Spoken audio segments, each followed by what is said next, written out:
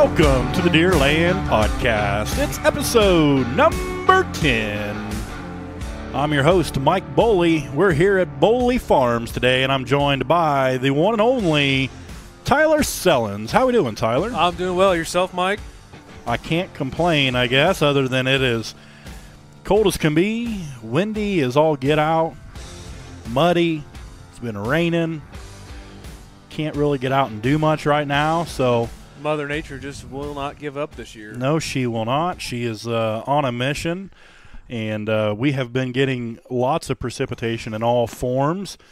I just checked my Field View app this morning, actually, and for the year, we're at 2.6 inches of rain, which is actually just 0.2 of an inch behind our 10-year average. So it seems like it's been a lot of rain, and it has been a lot, but I've got a theory on this that I think these last few years it's been so darn dry that we forgot kind of what an average type of amount of rainfall is. And part of that, I look at my pond. It was completed in July, end of July, beginning of August 2016. Was that? Yeah. And it was dry as a bone for a long time. I mean, that thing just wouldn't fill. I mean, it was kind of a joke between you and I that, you know, this pond just was a wash. I still say you should have just made it a food plot. Well, you know, there are times Idea's still out there that I wondered, you know, but right now it is full, and I'm not so sure as I didn't have some water running through the overflow pipe today for the first time. I'm not positive. It was darn close. So that's been a goal of mine, is to see water run through that overflow pipe. So this winter, I mean, it filled up October, I think. It got pretty darn full. We had a lot of rain in August and then some in October, and she filled right up. And it stayed pretty darn full all winter. So that's a good sign. I still think I have a small leak, but nothing major. So, but anyways. Speaking of ponds. Yeah. You know, this cold weather we've had has made it a great opportunity for, I guess, myself and my dad to rebuild a dock. You know, we've had a dock on a pond down in our farm in Missouri, and it's named after your grandmother, isn't it? It's called Lake Laverne. Lake Laverne. I couldn't remember. I got to remember what year that was built. 95 comes to mind, I think. Just named it after her, and had the guy down the road build it. And what'd your dad tell me? That he had some inheritance money and, you know, needed to figure out what he wanted to do with it. Yeah. He thought, what better way than to build a body of water that he can always think of his mom, and, you know, it can pass on for generations, and the gift that can keep on giving, I guess. That's exactly what it is. And we, you know, the docks we've had on there, we've got two. It's about 3/4 of an acre, roughly. But one of the docks on there was actually an old deck off of somebody's house that they had, you know, just gotten rid of. I think it was, you know, an 8x8 or, you know, 6x8. It wasn't very big, and something that Buddy and I, we kind of cobbled together one time, tried to drive some post in the water when it was, you know, wade out there and do it, and it worked for the time being, but it'd seen its better days. The walkway going out to it was getting rotten and just needed to be replaced. And so last year, this idea had kind of popped in my head that, you know, while I was sitting on the pond ice fishing, I thought, man, this is a great opportunity with the ice to use a level surface or somewhat level surface. You know, still make sure you know, get your 4-foot level out, but just opportunity to walk around, drill holes in the ice with an ice auger, and then pound your post in the ground. And last year, about the time, we didn't have ice on for a long time last year. About the time I kind of thought of it when we were down there, and it couldn't have been less than a week later. The ice, you know, went to crap. And so this year I told Dad, I said, we need to do that. And we've had ice on the water for, 6 weeks now, probably? Long time, yeah. I mean, it's been some good ice, too. We've had good ice. So we've been able to get out there and just, you know, go out and square things up, drill holes, make it what you want, walk around it. It's made it really enjoyable. You know, we went and Dad went down to the junkyard the other day and found something they cut off that would work for a post pounder. I think it weighs like 88 pounds or something like that. So he gets on one side, I get on the other, and we just start pounding posts into the mud and, you know, get him in there 3.5 feet or something like that. Got a couple across the front, and so we got the main part of it built. Got half the walkway. We're gonna have a 26-foot walkway going out to the dock. So we put it in deeper water than it has been in the past. So I'm kind of excited about that. It's big enough to get more than one person on there casting a lure or something like that. The old one, you've been on it, Mike. You know, if you got it's a one-man gig. Yeah. Me and your dad fished it a couple times together, and it's a rodeo. If you're sure. paying attention, you're fine. But it's big enough now. We can get out there and two people can fish off of it and not worry as much about hooking the other guy. And the thing I didn't like about the old one was I couldn't dangle my feet over the edge without getting my boots wet. Yeah. When the pond was full. So I made a point to make sure that I can sit down and swing my feet. They might just barely touch the water, but that was kind of one of the goals too. Dad wanted and I wanted, and so I'm looking forward to. We probably got another day's work to finish that one up, and if the ice holds out and stays good, we've got one other dock over by the spillway where the pipe goes out, and I think we're just going to build just kind of a 6 foot wide, 20 foot. It's right on the dam, so the water drops off deep pretty quick. Ponds, it's probably 20, 21 feet deep when it's full. So, that's kind of. Well, I said let's get one done, then do the other. But, I think it kind of seems backwards this time of the year to be building a dock for your pond on the water when it's all froze. But, for anybody listening out there, if you're ever thinking about building one, if you want a floating dock, you can do that any time of the year. But, if you want a pound post and do that sort of a thing, and your pond's already established, and you either do it before it fills up or you do it on the ice. I think is your best bet. Yeah, I used to work for a guy, and we built a pond there one summer, but he built the pond, and then built the dock before the pond filled up. So we were able to just drill holes with a post hole digger and do it that way, walk around and build it. But this way worked out well. So just keep that in mind for anybody that ever wants to build a stationary dock. That wintertime with good ice is always a great opportunity to do that because you can get around your project and you don't lose any tools. It's true. I would probably have to say that if we were doing this, we'd have probably lost something, whether it be a hammer or a drill or bits or something like that would have got dropped in the pond. So just been a good little project to do, and I'm looking forward to fishing off of it, and more importantly, taking my son Spencer and taking him down there and catching some more fish this summer. So he enjoyed that last year, and get his mom and him down there. And yeah, I got Riker a new fishing pole last year, and then never got him out to go fishing. So we need to maybe we'll make a day of that. Some afternoon we'll take the kids down and see if they can't pull anything out of the water. But speaking of docks, that's something I'm going to have to be thinking about as well, of what I want to do. I don't know that I want to do the stationary thing for a couple of reasons, but one of them being that I got a lot of rock out here, and I don't want to be trying to pound these 4x4 posts into the ground and start hitting rock and stuff without being able to get them deep enough. So I may go with a floating type. As I've said before, I used to be a big boater, and I had pontoons, Tritoons was my boat of choice. And there for a while, I got into the stretch of buying old ones and stripping them down and then reselling them for people to use as docks. It was a pretty lucrative business at the time if you could find the right ones, and that really got me thinking as well. I mean, even if a guy just did a 20-footer, a pontoon boat's 8 foot wide, 20 foot long, that's a pretty good sized dock, pretty stable. So that's an option as well. I don't know what I'm going to do. I guess the first step is going to be, let's go through the year, make sure I can keep decent water in the pond. I am going to throw some fish in it this spring. And that's probably something on a different episode we'll kind of hit on a little bit, is some fishing. Actually, I wanted to get a buddy of mine on. Alex Nagy is the director of the Twisted Cat Outdoors Fishing Tournament Trail, and he's doing some big things with that. So we might have him on someday soon and talk about his upcoming season and just talk about some fishing in general. And again, we do it all around here. It's not just deer hunting. I think that Twisted Cat, their first tournament kicks off their first part of March, if I remember right. Yeah. I saw something on Facebook the other day posted. And yep. I think he's got eight or nine tournaments listed for the year. Sea Arc has donated a new boat. Suzuki Motors donated a motor, so they're going to give a brand new Sea Arc boat away throughout the season. It's doing big things with it, so I'll be happy to get him on, and him and I go way back. And I remember it's probably been 5 or 6 years ago.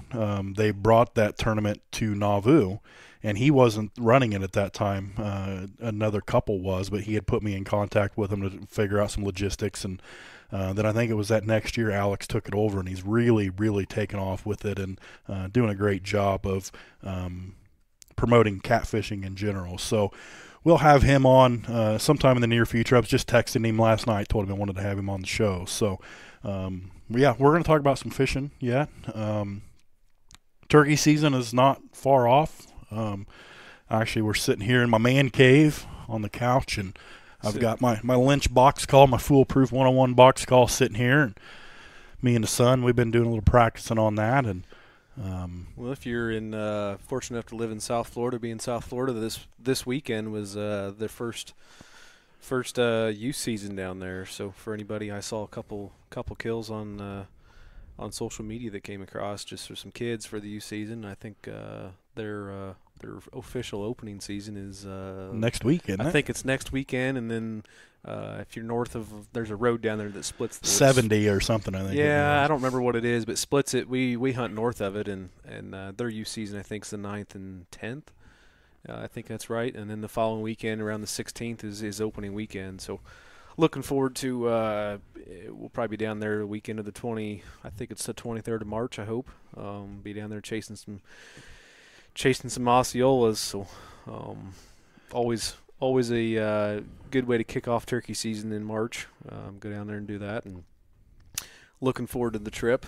I'm not looking forward to the drive. No, but the drive's a haul, but it's part of it, man. Yeah, I mean, it's not that bad. It could be a lot worse. So yeah, and then it'll kick off. I think our season opens the 16th, maybe. Yeah, that 15th, Monday. Yeah, it's a Monday. Illinois and Missouri both starting the same day again this year. Yeah, we just figured that out. We had that last year, and so the Sellens family camp is in Missouri, and so we do turkey camp every year. And I've only been coming for the last 3 or 4 years, but it's been a long-standing tradition to have a little get-together and shindig the Sunday night before Missouri's opener. And typically, as a rule, that is 1 week before Illinois' opener.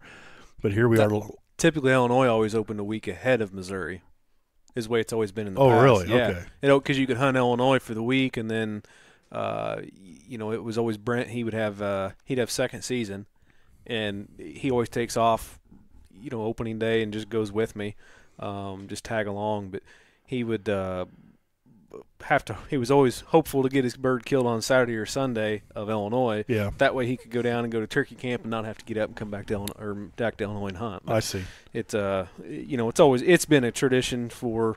Man, I remember back just when I was a kid, it was in Dad and those guys, they started it before, I think probably before I was born. So, it's been going on 35 years plus. I remember back in the day, you get a pickup and get a topper on it and back 2 of them up and flip up the lids on them and put the tailgates down and stretch a tarp and cook and camp, have a good time, sleep in the back of the truck, just – Dad's got a lot more memories and stories of that with a lot of his friends and Gary and Bill and Gary's Smart and Gary's dad Ernie. He'd always come down and he'd come down and camp and cook and listen and just have a good time. So it's changed a lot. It's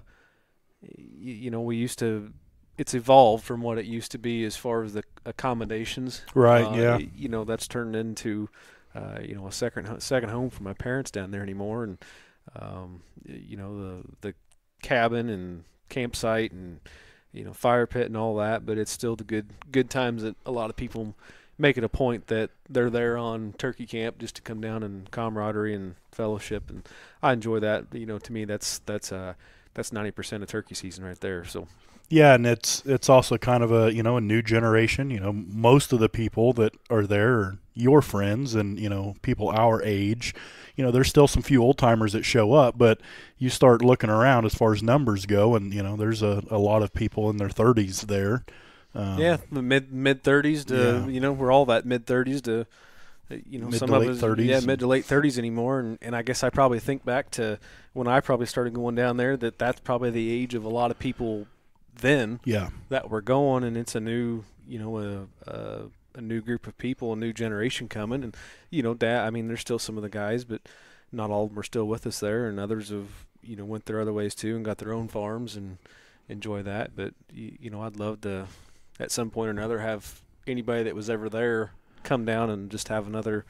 Whether it's old Bill Gowdy. Yeah. Get Hopefully Bill get him Gowdy back. down there, and Smart and Dad, and get Gary to stop too. And it was always something I look forward to.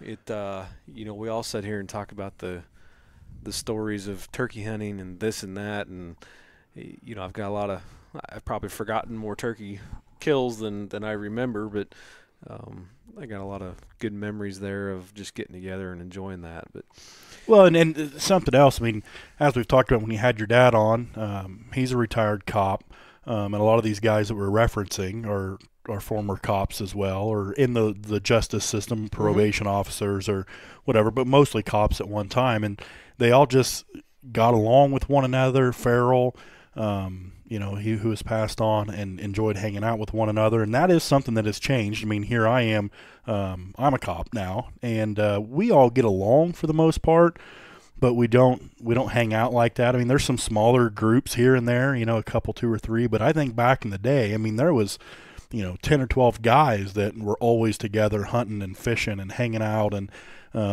there's some of those guys that still get together. Yep. Dad went to a little fish fry the other day with some of them, and just Dad, and I might be wrong on this story, but I think this is, I think Bill Farrell is the one that got my dad started into turkey hunting.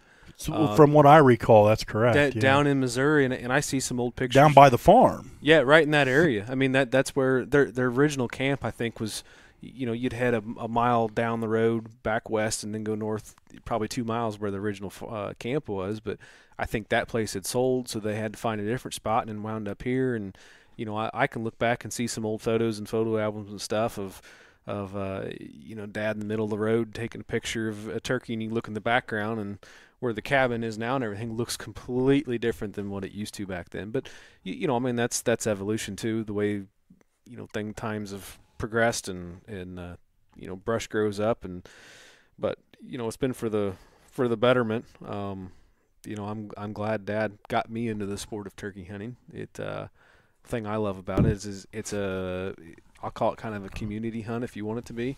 Like when we go to Florida, it's one guy tags out, nobody sits around camp. Right. I mean, it's everybody's.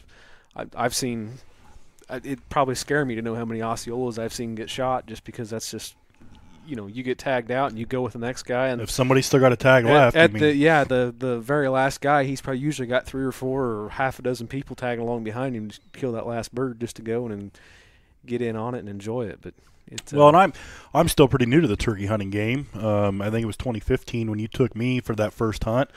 So I've been doing it 4 years. This will be my 5th season, and do a lot by myself. You and I go out a few times. I mean, then me, you, and your dad have been out a few times and had some fun. But it makes a little bit different when you're not out there by yourself. When you've got another person with you, especially if you've got some difficult birds, to have somebody else that can call, that can maybe move and go back behind you to make them think, make that gobbler think that the hen's going the other way, maybe, to have a second set of opinions of how to set up, and especially with like you and I mean, me being really new and inexperienced.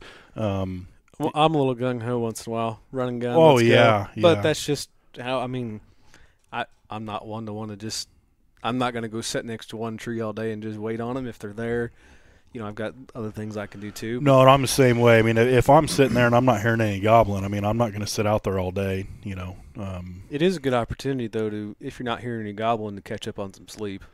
Well, that's no kidding either. I mean, you get out there and it gets daylight and, you can't hear a bird anywhere. You might as well go back and take a nap. I mean, or in my case, I usually just go to work. But I always just take the nap in the woods. Well, I've done that too. And, you wake up and all of a sudden, you've been there for a little while and that sun's repositioned and just beating down on you. And wake up sweating. Yep. Done that. I remember a season in Missouri, I had some birds out in the field, and there was this little island of trees out there yet. And they went out behind it, and this day and age, I would have grabbed the full strut decoy and been out there with them. But back then. It didn't have that, and that really wasn't a thing back then. And I remember those birds were out there. You could hear them gobbling off in the distance, and they'd went out, and I knew eventually they'd have to come back. And that same scenario was I'm sitting there next to a tree, and the sun was beating down on me, and I'm getting comfortable and warm, and next thing I know, I wake up to a longbeard at, I don't know, 10 yards or less directly in front of me, facing me, full strut and gobbled. It startled me. I shook and woke up, and turkey saw me, and it was all over with. But it was a funny hunt. But it makes you wonder, deer hunting. Deer don't come in gobbling like turkeys do. It makes you wonder how many of them have walked by when you've been getting a little siesta in.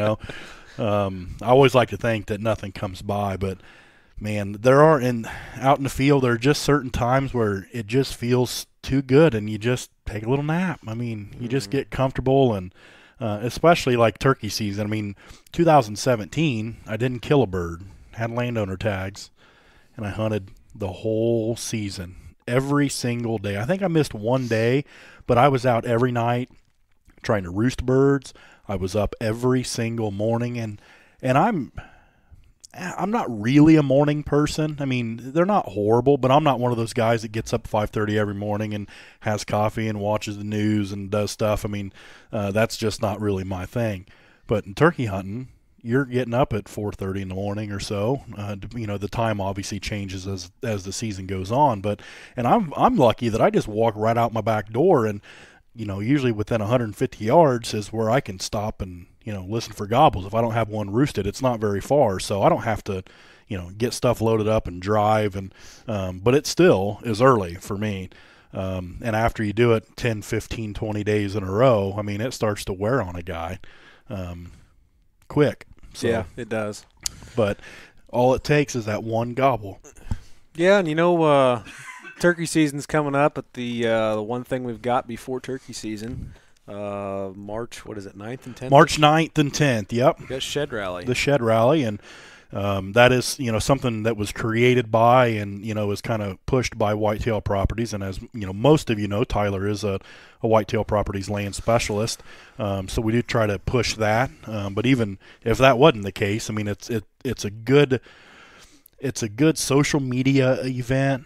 It's a good reason just to get people together, get out, do some shed hunting, whether it be families or buddies or whatever it is. I mean, even though a lot of us have already been out and will be out a lot between then, still try to get out that weekend. I'm not going to be able to make it out on the Sunday, but that Saturday, I mean, that's my plan, is to get out and do a lot of walking and try to find some sheds. I just picked up a new property to look for them on, a neighboring property. So, and I picked up a little bit more as well. So, as the years have gone on, I bought this place almost 5 years ago. In May, it'll be 5 years. I didn't know anybody, didn't have access to anything other than my, 35 acres. And then as times went on and you start to meet people, get to know people, and get some permissions and stuff like that, my ground that I have access to shed hunt, or some of it to turkey hunt or deer hunt even, is starting to get bigger and bigger. And so now I have more opportunity.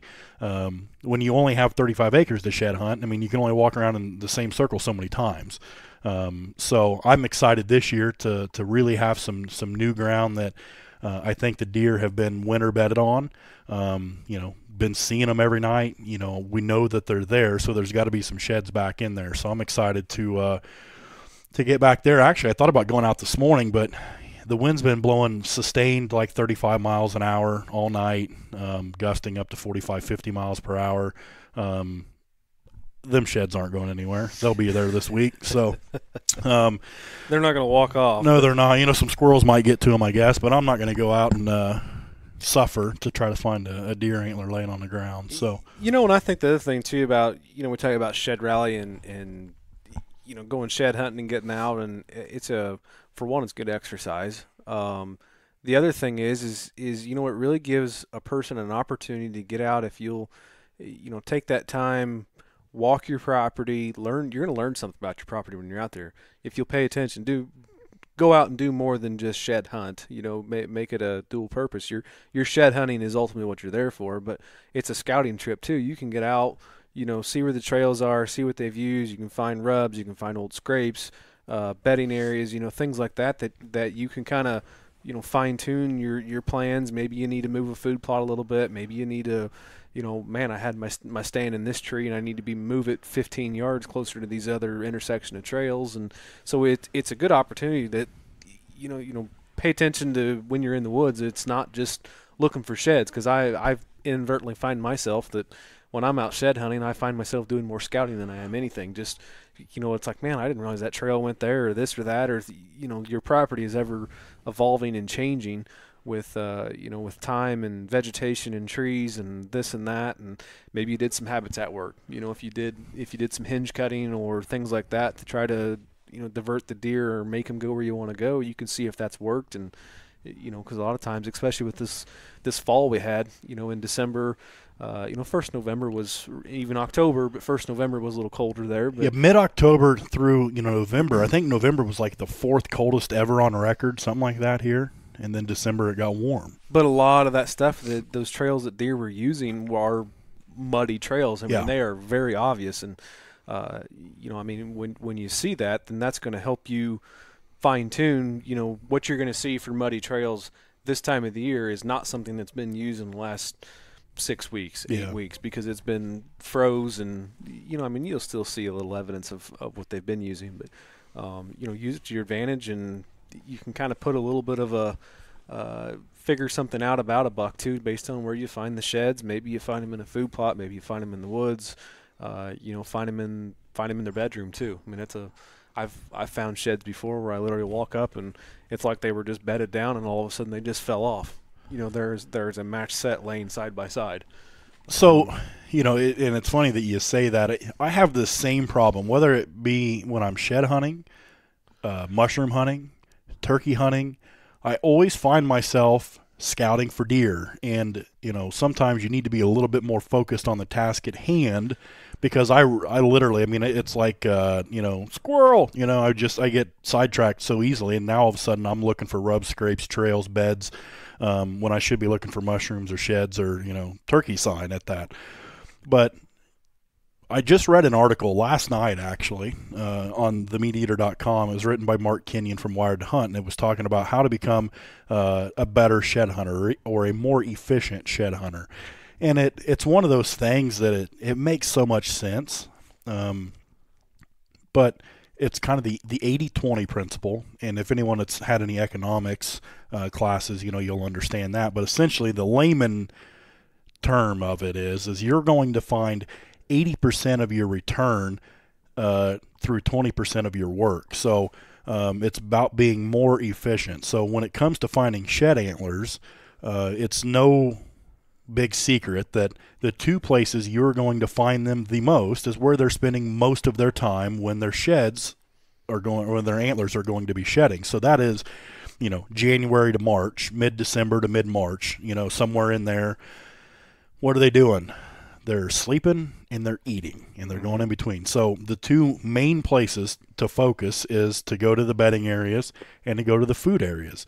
And that's where you're probably going to find 80% of your sheds is in those two areas. And I think that is spot on. I know that the sheds I've found this year, they've all been in food plots. And I've searched through the timber, some different trails and stuff, and I just haven't really found any yet. So I think I need to continue just trying to find those bedding areas, and that's something that's been tough for me as well, is to really hammer down where the buck bedding is. I haven't been able to figure that out for sure. I've got a couple areas that I'm pretty sure is buck bedding. But again, on my farm, I don't have a lot of areas where mature deer call home. I've got some doe family groups, and I know they're close by. I just don't know exactly where they are. So now that I've got some more permissions to do some shed hunting, I can kind of extend my search a little bit and hopefully get on these areas that are buck bedding and try to find that. The food plots obviously are not, the food sources aren't hard to find. It's either a food plot or an ag field.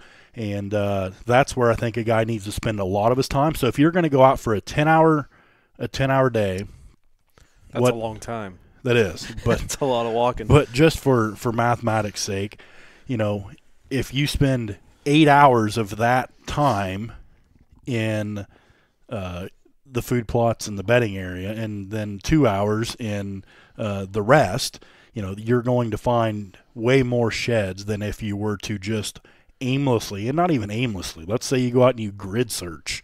You and I kind of had this talk about, you say you did that one year where you just try to cover every square inch and see what you can find. You're going to just be way more efficient. You're going to cover more ground. That's the problem that I'd had over the years, is I just run out of time to get everything checked. But I was trying to grid search the entire farm, and it needs to be find these suspected bedding areas, find the food sources, and then just get on a trail in between it and just walk them. Yeah, you're probably going to miss some, but you're going to get so many more high probability areas covered than you otherwise would. So that's the biggest thing. Try to get as many food sources covered as you can, and as many areas that you believe to be bedding. Try to definitely get those checked, and then if you have some time left over, then maybe go for some other areas at that point. Yeah, I mean, if you've got all the time in the world and to get out and really grid search your farm and cover every square inch, that's good. But if you're like a lot of people and you're limited on time that you have to dedicate to it, and you've only got a couple days or an afternoon or this or that, get out and hit the high points on it and check the more probable places, and you're going to have probably increased success and better spending your time in the right areas. So I did that last week. I had some areas that I knew had to be some buck bedding. I'd been seeing some mature deer from the last 2 years coming out into the field from this certain area pretty regularly, coming out in the evenings, going back in the morning. So I knew that within 100 yards or so of that spot, there had to be some form of buck bedding in there. So I went last weekend and just kind of focused on that area, and I did. I found a ton of bedding, some areas that I'm pretty sure are buck bedding, just kind of at a point in this power line clear cut. You get all the way to the end of it, and it kind of drops off. And they can sit there and go two different ways, right or left, or just go straight back the other way. So they've got exit strategies. I mean, that's the one thing when you're looking for buck bedding is, they're not going to be somewhere where they pigeonhole themselves into a corner. You may see more of that with some doe bedding, but you're probably going to see big circles, several beds making more of a circle, because there'll be 6, 7, 8, 9 deer there, and they can all just sit different ways and keep an eye on one another. But normally a buck, he's going to be bedded by himself, so he's going to sit somewhere where he can use the wind to his advantage, and then his eyesight, for the other side of that, and then he's going to want a way to get out of Dodge. If something comes up, he doesn't want to be stuck and only have one way out. So that's some other things to look at when you're trying to figure out where some of this buck bedding may be. And I did. I found some of it kind of in the area that I thought.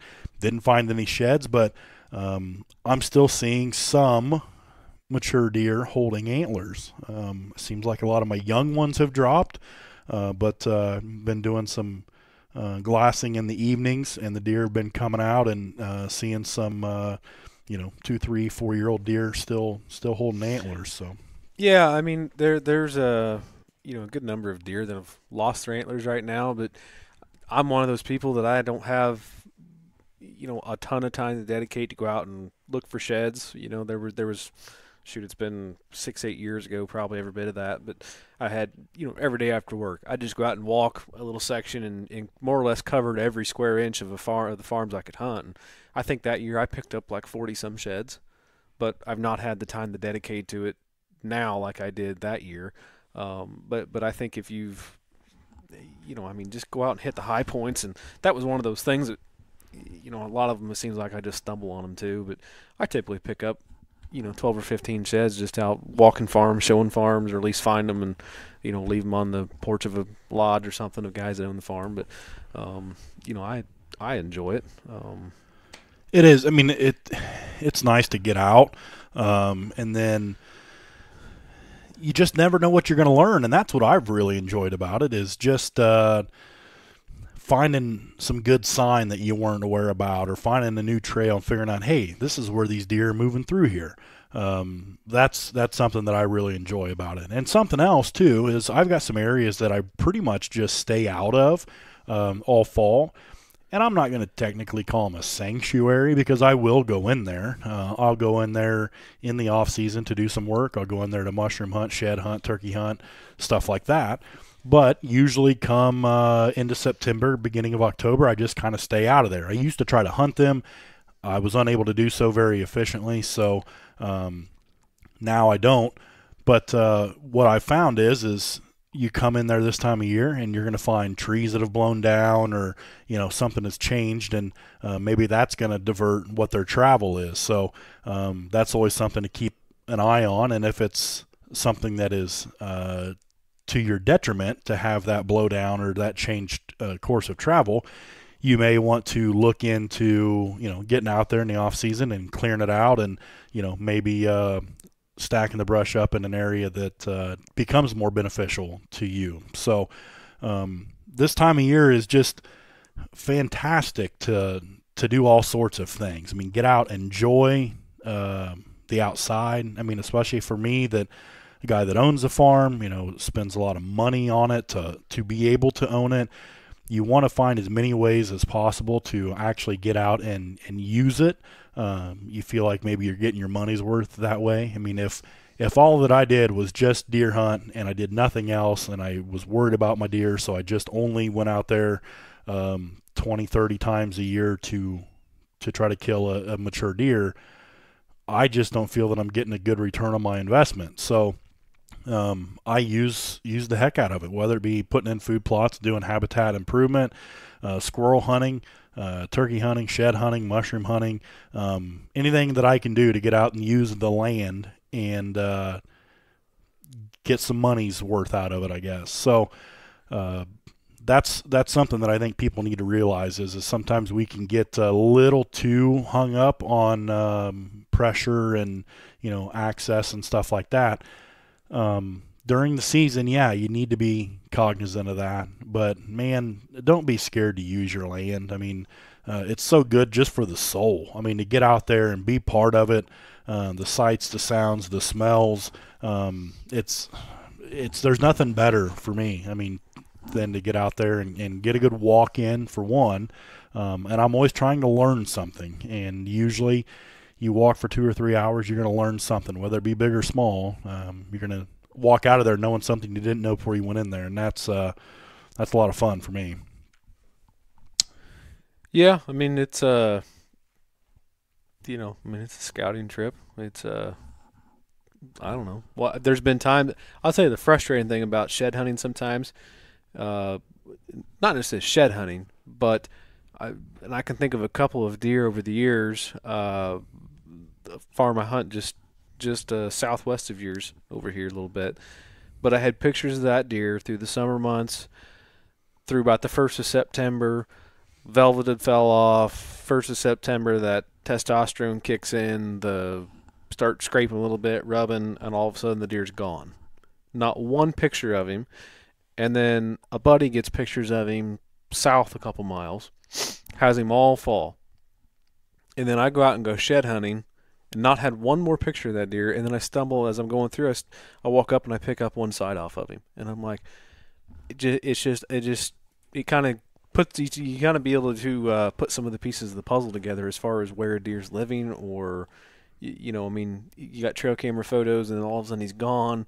And if I didn't know the other guy and didn't show him some pictures, he wouldn't realize that that's a deer that I had too. And then all of a sudden he shows back up and here's a shed. Or I've had deer that, pictures all year long, pick up a shed, and then next year nothing. I don't know what happens to them. Sometimes they just... Well, I think sometimes they'll relocate their home ranges for various reasons. Maybe another buck has moved in and is a little more dominant. But something I think you will see on a pretty regular basis is, you'll have your summertime deer that you're going to see in bachelor groups throughout velvet. Then once those antlers start hardening up and they start dropping that velvet, then they're going to disperse into more of their fall range, which could be, just the next 100 acres over, or it could be a mile and a half away. and there's still a good chance that you may see that buck pop through, one or two cameras throughout the rut. But for the most part, he has relocated his range all fall.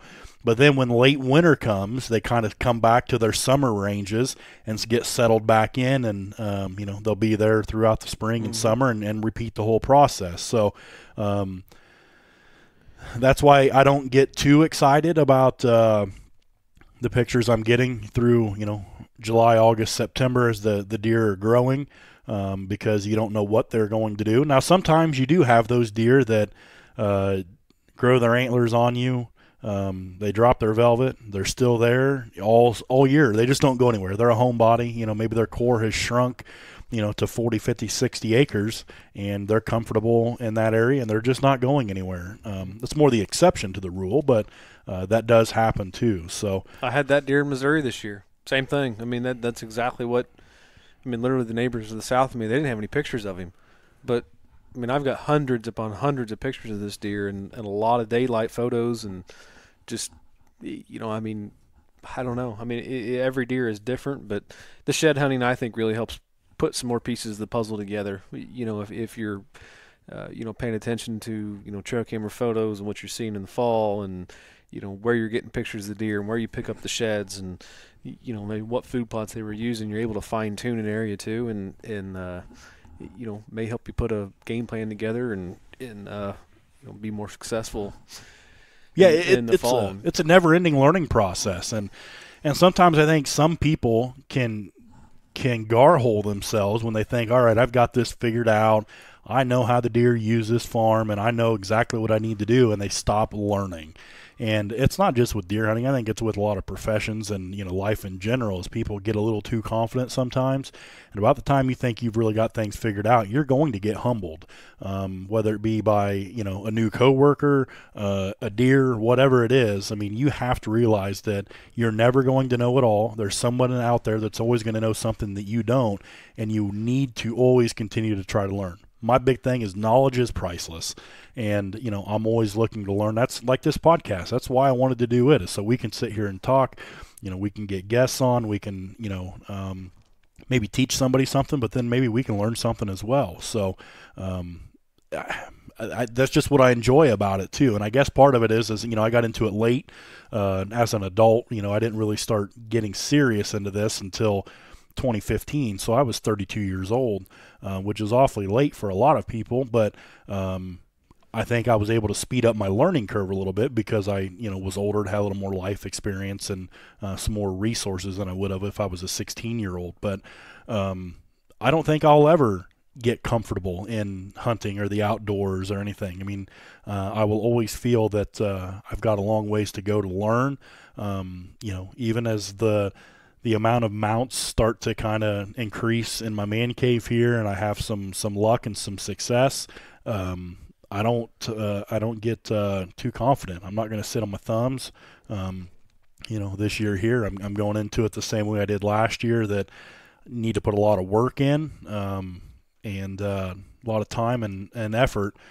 And there's still no guarantees that anything's going to happen. And I think if you can take that approach every year, you will have some years like I had last year where I had a couple good bucks come in. So, and also while you're out there, something that I've been doing is I need to tweak a couple of my sets. One of them just was pretty much a bust last year. Great spot, just not a safe place to hunt. The way that the draws run through there and the terrain change, no matter what wind you have, it's going to be a bad wind. I had a due west wind, which should be perfect, 15 mile an hour wind, but the way that the topography lays there, that wind was blowing due east right through there, just sucking right down in and playing to the deer's advantage. So I need to refigure that set a little bit. And then I had another spot that I hunted for the first time this year, had a north wind spot and was very successful. I didn't shoot anything, but that's not really how I gauge my success. But a lot of good sightings, a lot of good deer movement when I wasn't in the stand per the trail cameras. So I think I'm also going to go into that general vicinity and try to set up a different stand that is safe on a south wind. So in theory, I'll have a place to sit on a north or south. It's an area that is darn near bulletproof access, as good as you're going to get for my situation anyways. Easy to get in and out. Early season for sure. There's some acorn crops around that seem to draw a lot of the deer in early season, and then even when the rut gets up and going, it's a good travel corridor. So that's some of the plans I've had. So even when I was out squirrel hunting or even shed hunting, I'm kind of scoping some trees out and getting some ideas of maybe some spots to get a stand hung. So it's always multitasking. I mean, again, we don't have all the time in the world. I mean, we all have jobs and families and commitments, and so I want to make the most of my time that I do get to spend out there in the woods. So yeah, just remember Shed Rally, March 9th, 10th. Yeah, I think take pictures, share photos on social media. Make sure you hashtag Shed Rally. It's a good time to get out and participate. And when you do so, I think Whitetail Properties we have some giveaways too. So yep, there's gonna be some prizes for check social media for details on that. And I encourage everybody to get out and participate and take the family, take friends. Make it a day and just it's a good time to, if anything, get out of the house after this long winter and get a little exercise and enjoy yourself. Hopefully the weather straightens out. And well, that's what I'm saying. I mean, there's a chance of snow. Of course, we had snow turkey hunting last year, flurries, anyways. I mean, it was freezing. I just was looking through some old pictures the other day in my phone, and I don't know if it was opening day. I think it was opening day. I'm out there in my cold weather gear, my heavy camo, turkey hunting, and it was like April 16th or something like that. So I'm hoping we don't have a repeat of that. Now, I don't need it to be like 80 either, but I think a good morning, you walk outside and it's 45, 46, 47 degrees, just a light breeze, clear skies, maybe going to get up to low 50s, by mid-morning. That's just ideal to me. Bluebird sky and, that light breeze and that's a wishful thinking, Mike. But man, I hope we get some of that. I'm ready to get out and enjoy some warmer weather. And I just need some vitamin D in me, I think. I mean, vitamin C, whatever. Vitamin C, maybe. I don't know. I think it's vitamin D. Vitamin D from the sun. That's what I need. I need some of that inside me. Get kind of perked back up. Of course, I have two little kids. One's 2 and one's 3, going on 4. And they seem to be snot-nosed all fall long and winter long, and so you don't ever feel like you're 100%. There's always something going on, and the weather hasn't helped that at all either. So I'm ready for some good weather to get outside and get in the sun and do a little sweating. And again, it's shed season now. Take advantage of that.